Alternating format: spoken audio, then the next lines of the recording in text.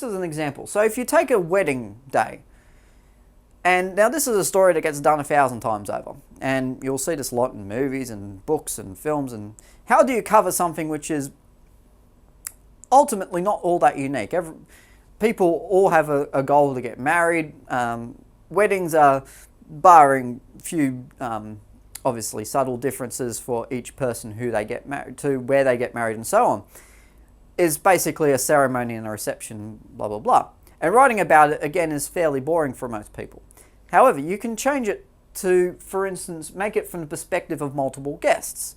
So not focus on the couple, but actually focus on the people at the wedding. And that might provoke a bit of interest.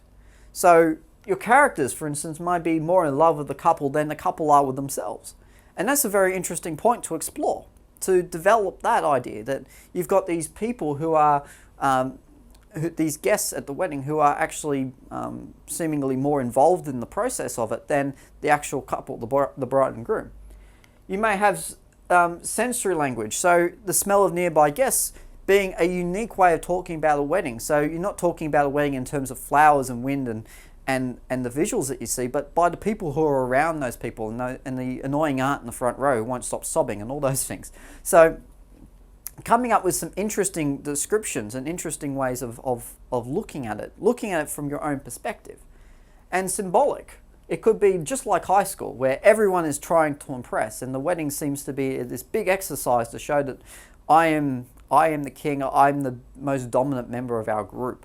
So you can make it all of those things, and that puts a big slant on the wedding idea.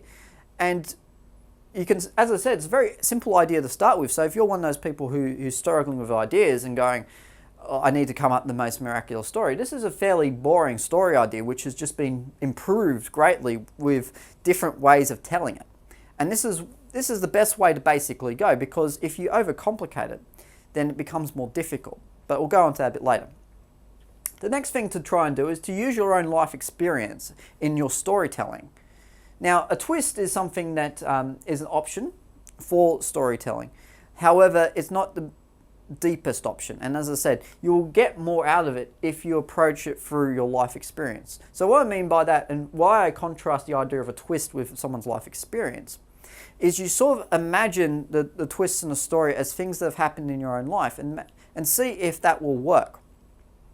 So if you say the big twist was, oh, they were really all dead at the beginning, well, that's all well and good, but it doesn't really add any depth the same way your life experience would. And certainly you don't want to wake up one morning and find that everyone was dead all along. It's not very interesting, and you probably wouldn't match your life experience very much. Now, the reason why I suggest using life experience, and the reason why it will help your writing a lot, is people basically write better based on things that they know and things that they have done. And the reason is because you've experienced it using the senses and using the kinds of emotions that you'll be trying to convey in your story writing. So when you go to a particular place, if it's a story about going to your aunt's house, then you would have experienced all those different feelings of whether you want to be there or not be there. And also the different smells, the different tastes, the other things that you hear and see around you.